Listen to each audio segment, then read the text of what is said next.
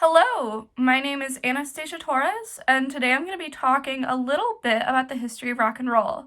Specifically, I'm going to be going further in depth with the songs that I analyzed in my journal entries, talking a bit about things that I noticed, some more of my personal opinions on the songs, and generally things that I picked up on that I didn't mention in my original journal entries before ranking these songs on a tier list.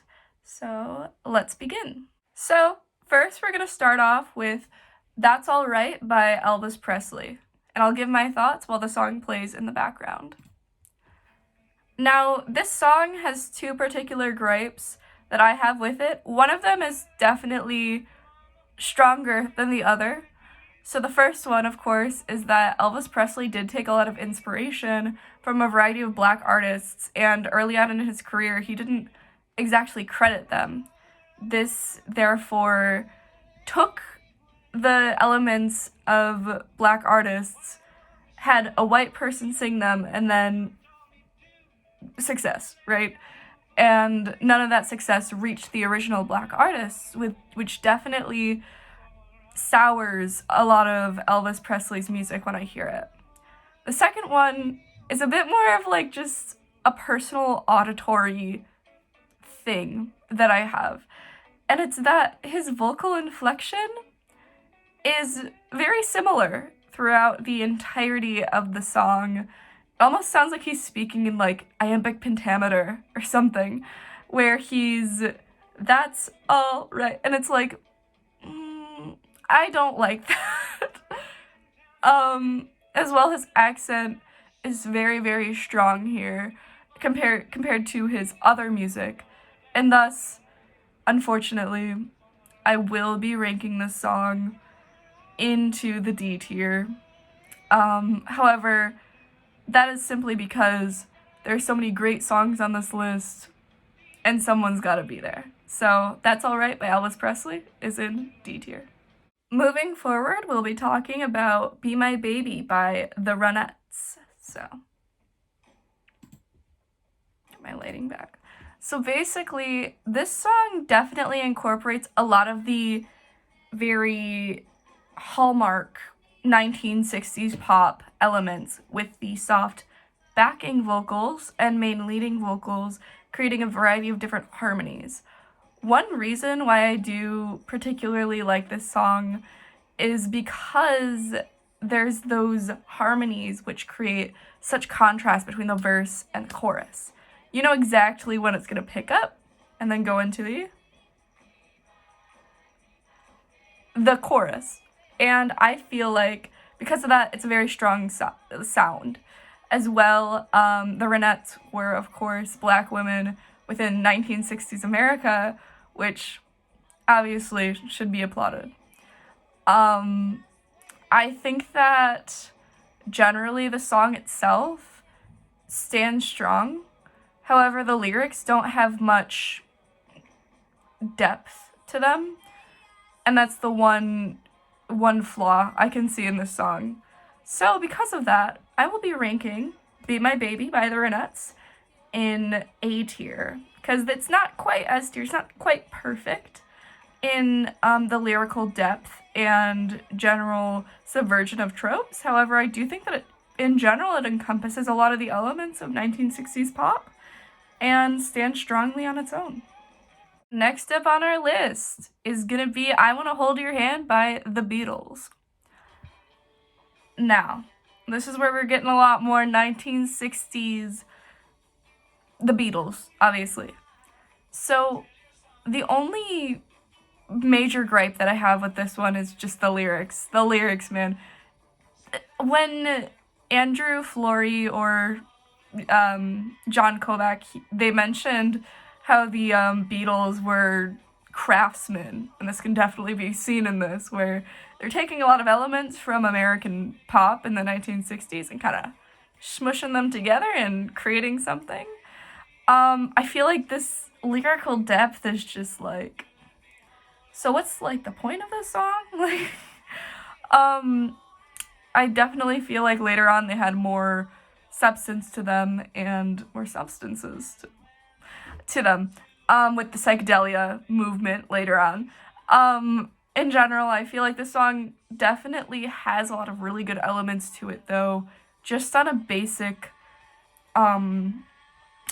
outside perspective, looking in, it's just cut clear pop, right? Which can be good. For this reason, I think that I'm gonna place them in C tier because they didn't really say anything in this. Didn't touch on any racial inclusion, no sort of issues that were going on at the time. They just kind of put a song together, put it out. It sounds good, and I like the sound of it, but C tier for I Wanna Hold Your Hand by the Beatles. Next song up, Do You Believe in Magic by The Lovin' Spoonful.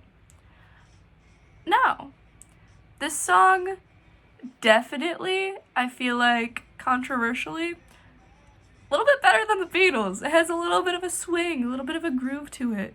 Is it saying anything more than the Beatles? No, not really. I mean, I guess they got past the basic man meets woman, I want to hold your hand, right? However, it kind of just talks about music, doesn't really talk about a lot of like societal issues, doesn't talk a lot about like racial issues, but it does have a bit of a better groove than some of the previous examples that we've seen. And I think this is to do with the general like danceability to it, in my opinion. I feel like it definitely has a bit more of a danceability, definitely a bit more upbeat, poppy. Do you believe in magic, right?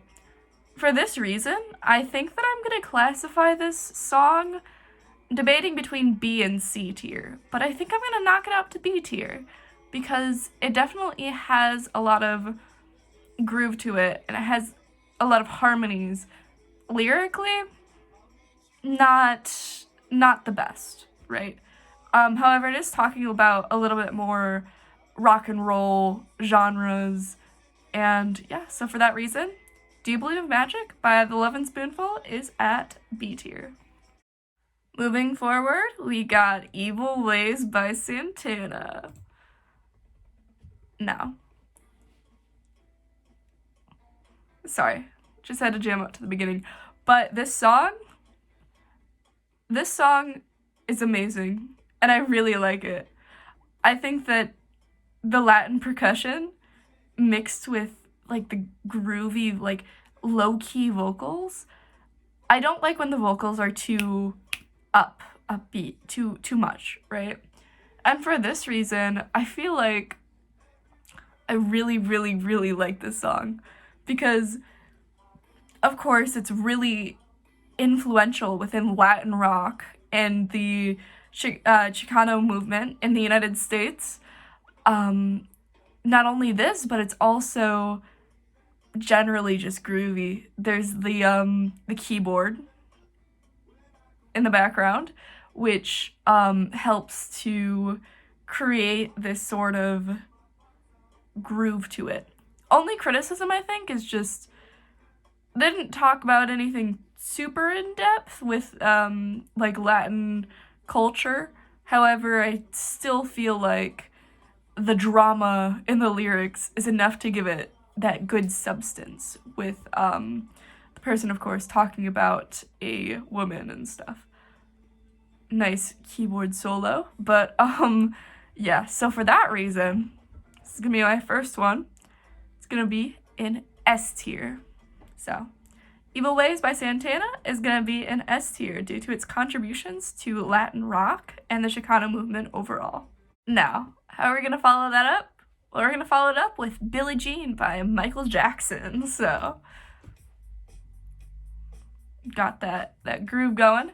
Michael Jackson is an icon, truly, like of our generation. I feel of our past generations. I feel like generally he has nailed a lot of the elements of pop that really give it the feel, right? And because of that, he can, I guess, I just listen to the music and it's just solid, right? Personally, I really like Michael Jackson. I think that it's really good. As well, Michael Jackson was very, very invested in a lot of civil rights, a lot of different rights regarding various different things. Generally, Michael Jackson was really involved in social movements in their entirety. As well, this song analyzes something that wasn't really touched on a lot before he brought it to the general public, but how crazy, like, fans can be to go and say that, hey, we had a kid, this is your kid, etc., etc., and what lies people will make just to be with a celebrity, right? So because of this, I'm gonna give out yet another S tier to Billie Jean by Michael Jackson. Moving forward, we got Smells Like Teen Spirit by Nirvana. Now, personally, I grew up listening to a lot of grunge music, and a lot of music like this, so I really have a bit of a soft spot for this type of music. However, it's worth mentioning that in a lot of Nirvana's music, and a lot of this type of music in general, there wasn't a lot of representation, and not a lot of talk on various racial discrimination issues and the abhorrent stuff that the police were doing to a lot of minorities during the time. I still feel like this song can stand on its own, but the ignorance towards those types of issues during this time definitely sour it slightly. However, it's known that Kurt Cobain specifically did do a lot for gay rights and feminism, which can't be ignored, you know. So I definitely feel like on its own, the song is just solid grunge. It's very good. However, I'm not sure if it gets an S tier, so I will be ranking this within the A tier for today. So Smells Like Teen Spirit by Nirvana does get an A tier. So what do we got next? My go-to karaoke song, Before He Cheats by Carrie Underwood. This song generally feels very powerful, right? I feel like that's because of a lot of the rock elements that are incorporated within this country music. It's interesting to think that rock music came from country, turned into rock music, and then country artists started taking elements of rock music and incorporating them into their songs. However, Carrie Underwood has just a solid voice, and that can't be ignored when you're talking about music. The vocals in the song are just extremely powerful, and I feel like that definitely gives it a leg up. Hear it right there, right? However, I do think that the talk of, oh, look at this little tramp trying to get with my man, has been overdone, definitely. It's trying to be empowering to women, but obviously we've kind of grown from this era of putting other women down to bring yourself up. And I feel like because of that, it's kind of lacking. As well, generally, Carrie Underwood hasn't made any big statements in any sort of racial issues or directly addressed anything feminist. The only thing she's really done is just done these empowering songs, which are good and they have their place, but empowering in this way can be a bit misleading. So, because of this, I'm probably gonna give Before He Cheats by Carrie Underwood B tier. Not because I don't love it, but because it just doesn't have that depth to it. So, B tier for Before He Cheats by Carrie Underwood. Now on to my pick for what I wanted to introduce. So, we're going to talk about Low on the Highway by Jordana and TV Girl. I picked this song because I feel like it blends a lot of genres with each other. As well, it has a lot of double meanings within it. Specifically, I think that, let me check. So basically, one of my most thought about lines was Hand on My Hip, It's Just a Waste. However, in the Spotify lyrics, waste is spelt as like the body part. I feel like this play on words in general with Jordana and a lot of her songs are interesting, really interesting. Jordana, however, does not talk a lot about race. There's a lot of lack of diversity in indie pop in general. However, I do feel like Low on the Highway, it has a soft, dreamy feel to it that's common in a lot of music nowadays. And it's gaining popularity in general. So, because of this, I think that I really like the song. It doesn't talk a lot about societal issues. It doesn't have a lot of cultural impact yet, obviously, but I still feel like it has its place. Because of that, I'm going to rank it at B tier. So B tier for Low on the Highway by Jordana and TV Girl. So, moving on to my live performance that I watched a stream of.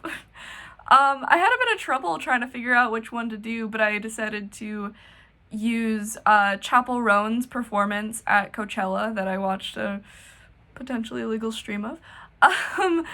And I will play that now.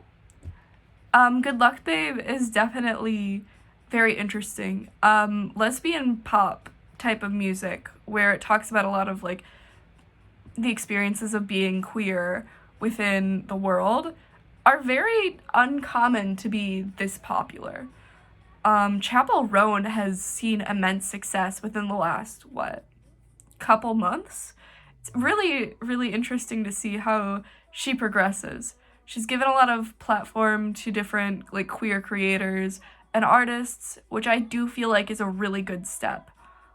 As well, it has a bit of... It's very poppy. It has a nice hook, and it's not too repetitive. As well, there's a lot of contrast between the verses and the chorus. So, I do like the musical composition as a whole. Personally, I don't love the use of her head voice within the chorus. I feel like if she had a more powerful voice, it could have made the song a little bit more powerful in that sense.